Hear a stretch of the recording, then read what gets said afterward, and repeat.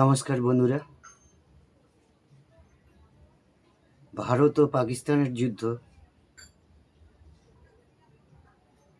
30শে নভেম্বরের মধ্যে হবে বলেছিলাম। সঙ্গে এটাও বলেছিলাম যে অন্যান্য দেশে যদি যুদ্ধের আবহ তৈরি হয় তো একটু দেরি হতে পারে, বিলম্ব হতে পারে, বন্ধ হবে না। আপনারা খবরে নিশ্চয়ই দেখেছেন আমেরিকা, ভেনেজুয়েলা, চায়না, জাপান, ইসরায়েলের সঙ্গে হুতি বিদ্রোহী, পাকিস্তানের সাথে আফগানিস্তানের আবার যুদ্ধের মতন পরিস্থিতির সৃষ্টি হয়ে গেছে। এই কারণে 30শে নভেম্বরের মধ্যে যদিও না হয়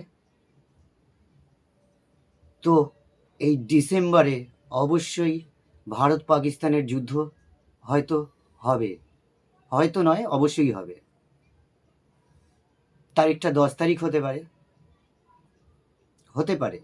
10 তারিখের আশেপাশে হতে পারে। 7 তারিখ থেকে 7ই ডিসেম্বর থেকে 25শে ডিসেম্বর এই সময়টায় পাকিস্তানি যেসব জঙ্গিরা যেখানে সেখানে লুকিয়ে আছে ভারতবর্ষে বিভিন্ন জায়গায় বিস্ফোরণ ঘটানোর চেষ্টা করবে, কোনো আতঙ্কবাদী ঘটানোর চেষ্টা করবে। আপনারা খবরে নিশ্চয়ই দেখতে পাবেন। এবং বড় বড় আন্দোলন দেখা যাবে। মানুষ ও পুলিশ এর একটা লড়াই আপনারা দেখতে পারবেন এই সময়টার মধ্যে। এর মধ্যে মানুষ ও পুলিশ কর্মী দুজনেরই ক্ষতি হবে, এটুকু পরিষ্কার বোঝা যাচ্ছে। যে ঝড়ের কথা বলেছিলাম, ঝড় অলরেডি ভারতে প্রবেশ করেছে।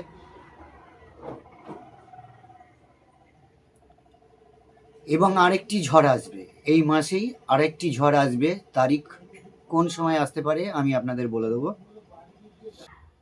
আগুন থেকে এই সময়টা সাবধানে সবাইকে থাকতে হবে, কোনো প্ররোচনায় পা দেওয়া যাবে না, অশান্তি চলবে, ধর্ম নিয়ে অশান্তি চলবে, ধর্ম নিয়ে অশান্তি শুরু হবে, ধর্ম নিয়ে রাজনীতিতে ঢুকে পড়বে।